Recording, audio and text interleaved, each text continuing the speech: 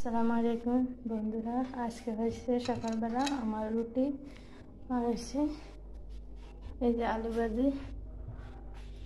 তো আজকে বাচ্চা করে রুটি দিব কিনা, যে শুক্রবার দেরি হবো, 1 ঘন্টা লাগবো একটা রুটি খাবাইতে, তবু আজকে রুটি দেব। আজকে রুটি আর আলু ভাজি। সকালবেলা চা আছে শাশুড়ি শ্বশুরের জন্য, আমি চা খাই না, তাই আমি চা দে শাশুড়িটা শ্বশুরিটা দিছি। আর যেছে আমার তরকারি ডাল, শাক ভাজি, মুরগির মাংস, ফুলকপি দিয়ে আলু দিই, টমেটো দিয়ে মাছ দিই, বাইম দিয়ে মাছ দিই, যে ঘুরে বাজে বিকাল।